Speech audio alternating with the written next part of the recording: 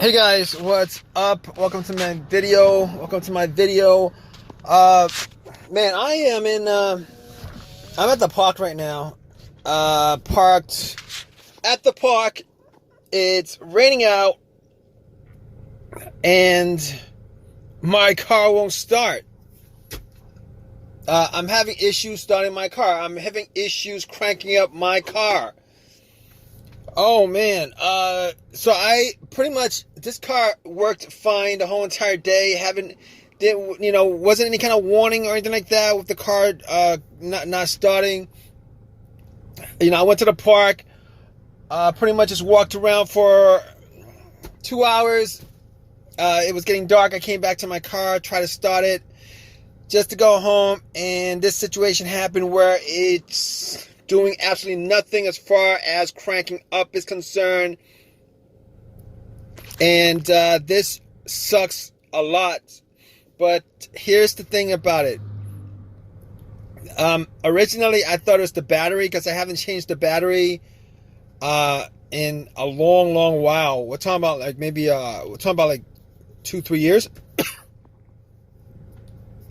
So anyway, I turned on my headlights just to see, how bright they were.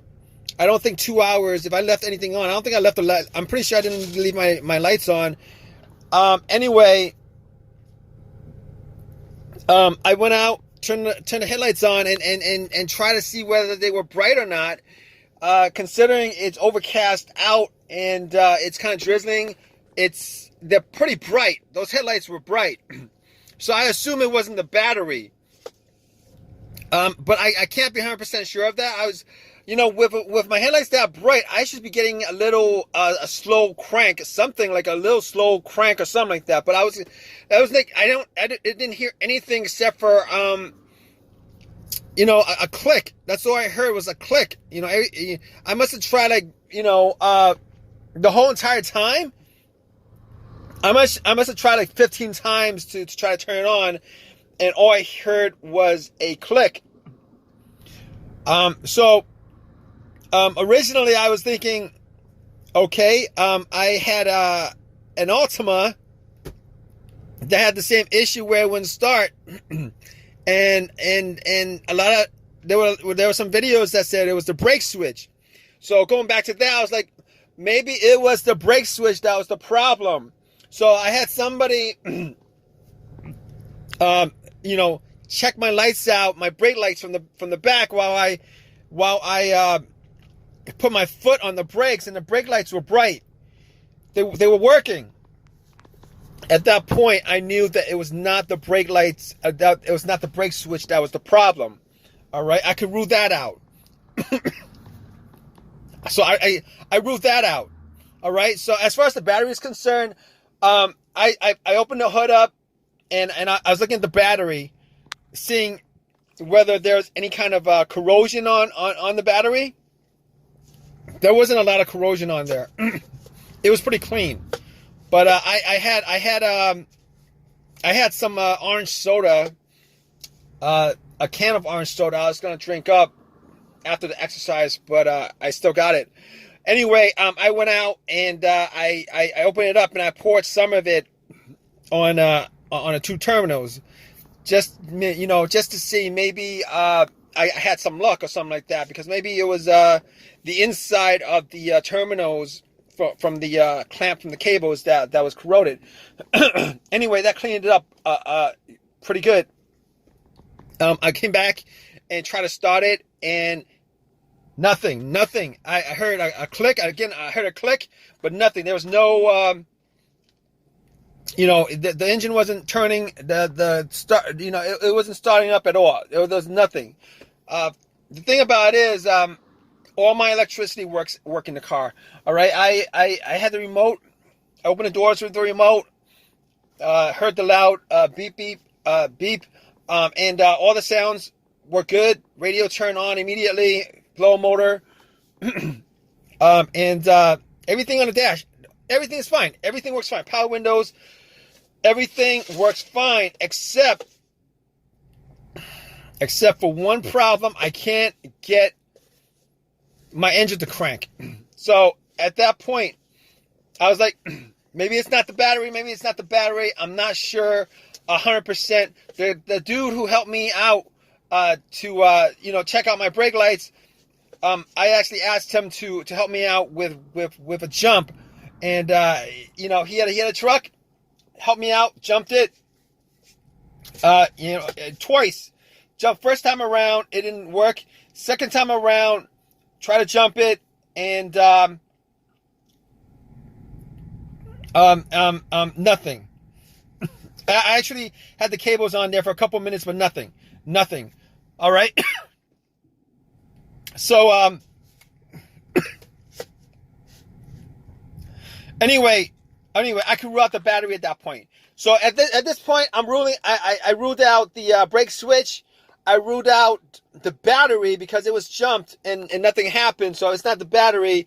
And I could also rule out the alternator. It's not the alternator because most of the time your alternator, if your car dies out on you with a bad alternator, it dies out on you on the road. I mean, there's a rare chance that you were driving on with just battery power, with just your battery with a bad alternator to the point where you parked it, and then when you came back, it wouldn't start. But the test for that is once you put the cables from another car, or once you boost up the battery, if it was the alternator that was a problem, you would be able to turn on your car. It would turn on, but once you take the cables off or the booster off, it dies out immediately because the alternator is not charging the battery. But that's not the case here because he put cables on the battery and the car didn't turn on at all. So I could rule out the alternator altogether as being the problem. So it's not any of those things. All right. So next up, I was thinking it was a key fob. I was thinking maybe it was the key fob battery. The car wasn't reading it or whatever. But I changed the battery out. Like a couple months ago. All right. I had some issues with the key fob where, I wasn't able to get the doors unlocked unless I was like really, right next to the door with the key fob. Didn't have any kind of starting issue though with that, but I did change out the battery, so I could rule that out. All right, I could rule that out. But if the key fob was the problem, which I actually did a test for that anyway. I actually put it as close to the slot as possible and try to start it. It didn't work. Nothing worked. Didn't do anything. So I could rule out the key fob. All right. So what could it be? I was looking at the negative line, the negative cable from the battery. I was looking at that cable to see whether it was maybe frayed or broken or maybe it was like corroded. Maybe it wasn't, screwed into the frame. It was good. That wasn't the problem. I could rule out the grounds. At least for that ground, I could rule out the crown. Okay. So moving on to my other diagnosis. I was thinking to myself, all right. So it could be, what else could it be? It could be a couple more things. It could be the fuses, or it could be the relays. All right, so I checked out the fuses. I opened up the cover to the fuses, and I was looking at the fuses. And I'm thinking to myself, I don't have a fuse tester. I can't test out any of these fuses. I can't test out any of these individual fuses. I can't test out. All right, I can't do it. All right, but I mean, I shine a, I use the flashlight on my phone just to see if there's any kind of burnt, any fuse that was burnt. Nothing. All right, they look pretty clean. Now I didn't go and picked every one of them out and looked at it, but they look clean, and I didn't smell any kind of burnt anywhere. I didn't smell any kind of burning smell anywhere. So now I couldn't rule out that it was one of the fuses. I can't rule that out because I didn't do 100% a test on it. I didn't have a fuse tester with me, but the few times that I've had issues with fuses, I will say there were two times where I had issues with fuses. One of those times One of those times, I had a Honda, and normally in the Honda fuse box, there's a main fuse, all right, that connects the battery to the fuse itself. If that fuse burns out, you're going to get nothing in the car, like no power to the car at all. It's 100% dead. There's no connection to the battery. It's 100% dead. That's not the situation I'm having here, because I have full power everywhere in the car, everything, power windows, everything. I have full power. All right. Unfortunately, it just won't crank. So I know it's not the main fuse. All right. This is me just going off the top of my head. It's not the main fuse. The second other time I had a problem, and I'm going to rule out the fuel pump because of this. Other time I had a fuse issue where it caused my car not to start. I think it was the fuel pump, or the PCM of the car's computer that was blown. Swapped out the fuse, and it worked. I mean, it was cranking. It was cranking, but it wasn't getting any gas, so I wasn't able to turn it over. But it was cranking. All right, it was cranking. I just couldn't turn it over. But in this situation, that's not the situation, because it's not cranking at all. So it's not cranking at all. So at least I could rule out at this point the fuel pump. All right, you could rule that out. I could rule that out. Also, thinking about it, I have one of these cheap 1999 OBD2 readers. I have one of these cheap OBD2 readers that I got from Walmart. All right, I plugged it in, and it was giving me no codes whatsoever. Like it's all clean. The computer reads it fine. There's no issues. There's no check engine light. There's nothing, and it did the whole analyzation. Nothing, no problems at all. At that time, I knew that it wasn't the car's computer, because there was interaction between the OBD2 and the car's computer. All right. So as you know, since that's the case, I could rule out maybe a blown fuse to the car's computer. Okay. So I could rule that out. Man, I gotta get a drink of water, man, or something. I wish I had that orange soda with me. But okay. So basically, the only thing that I can think of that's left may or may not be the starter. I'm not 100% sure on that, because I did change the starter out about a year and a half ago. And that was the reason why it wasn't the first on my list as far as the diagnosis of this whole situation is concerned. It wasn't like I was saying, oh, it was a starter, because I've only put in maybe like 20,000 miles on my car since. 20,000 miles. That starter that I put in a year and a half ago should last me at least well over 100,000 miles. Should. I said should. All right, but it was a remanufactured, rebuilt a starter, so I can't be 100% sure that it isn't. but if you guys are in this situation with your cars, and you guys have like a long crowbar, you guys could bang on it. I could actually bang on it if I had a long crowbar to bang on the starter and try to start it that way. But I don't have a long crowbar with me, so I didn't even bother, because it's actually raining quite a bit right now. So I didn't want to go out and do all that. So at this point, I'm sitting in my car, and I'm actually waiting for a AAA to pick my car up. so that I could take it back home and check out everything 100% to make sure that I could rule out everything 100%. But at this point, everything that I've went through, if you guys are in this situation, 90% of the time, you could probably diagnose your no start issue from just everything that I actually went through.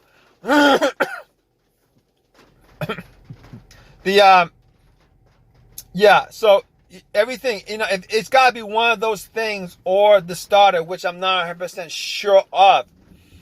But what I'm going to do is, once I get back and once I get everything, sort out everything as far as 100%, make sure that each and everything is good or not. I'm going to give you guys an update on it. Stay tuned, all right, guys?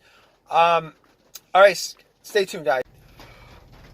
All right, guys, how's it going? So, it took AAA 2 hours for them to get back to pick me up.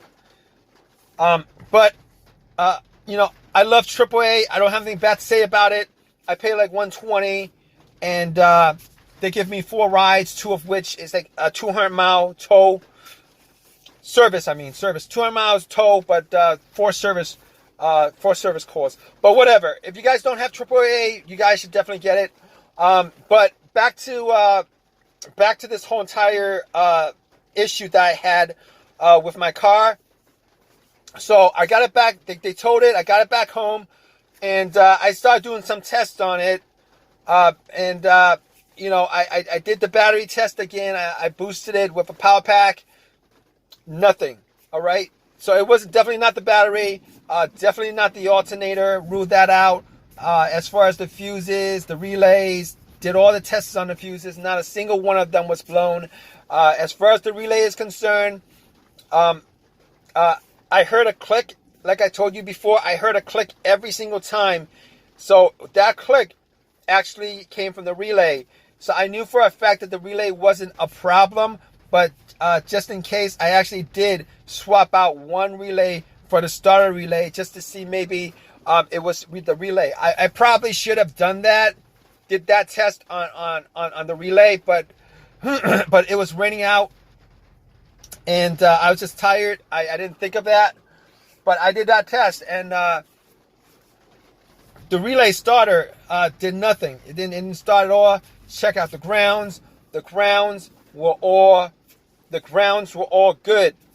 The grounds were good. Brake switch was good. So the only thing that was left, unfortunately, was the starter. Now, I couldn't have been 100% sure of it. I couldn't be 100% sure of it. But there's no way for me to test that out, unless I took everything off. Now, I did do the clip test on the relay, and that should have just confirmed 100%. But there's nothing else I could have thought of at the time. So what I did was, I was 99% sure it was a starter. I took everything out, got to the starter, and what I did was I actually hit it a couple of times and then tried to start it. It didn't do anything. So I actually took a cable, connected it with some alligator clamps, connected it to the battery, and then connected it to the solenoid of the starter and try to bump it, try to get it to work. It didn't work at all. So it turned out that it was a starter that was the problem. That's what it turned out to be, that the starter was the problem. So anyway, I went back. I took it to AutoZone. Had them, I told them about the situation, and I actually wanted a brand new starter. I told them that it took time. I know it's a lifetime warranty, but you're giving me another refurbished starter which could break down, which I don't want. They told me there's nothing they could do about it. I could either get another one, another refurbished one for free, or I could spend $350 or whatever and get the brand new one, which I didn't want to shell $350 for a brand new starter when I could actually get one for free, even though it's rebuilt. I'll take my chances with it. Anyway, got it for free. Popped it in, drove home, popped it in, and started up. It started up. It started up each and every time it started up. So it was the rebuilt starter. It was the starter that was the problem. So let me tell you guys something about rebuilt stuff. As far as rebuilt starters concerned, alternators, anything that's rebuilt, what they do is they actually use every single component that still worked. The one component that's broken, that's the one they changed up. So they don't actually do major changes on anything. All they do is just clean it up. However they clean it up to make it look like it's new, they only switch out that one part that's broken. So obviously, if I had the choice, you know, I would have gone for the brand new one. But it was what it was. It was what it was. But if you guys are still with me, here's the thing about it. Okay, I'm going to tell you guys this. Every single step that I went through, as far as step by step on diagnosing and going through, you know, which thing would have caused your car not to start. I think about 90% of the issues that you might have with your car from this video, you guys should be able to just pick out what exactly is causing your car not to start. All right. If you guys, I'm sure you guys are probably in a similar situation if you're watching this video. You know, leave your comments in the comment section. We'd love to hear from you guys. Please give me a thumbs up. Please subscribe. All right, guys. Thank you.